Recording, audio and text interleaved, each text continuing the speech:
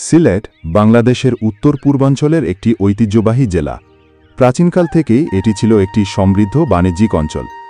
১৩০৩ সালে মহান সুফি সাধক হজরত শাহজালাল রহমতুল্লাহি আলাইহি এর আগমনের মাধ্যমে ইসলামের প্রসার ঘটে এই অঞ্চলে।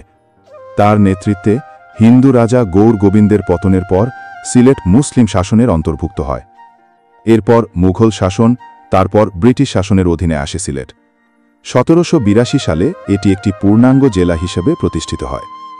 ১৮৭৬ সালে সিলেটকে বাংলা থেকে আলাদা করে আসাম প্রদেশে অন্তর্ভুক্ত করা হয়।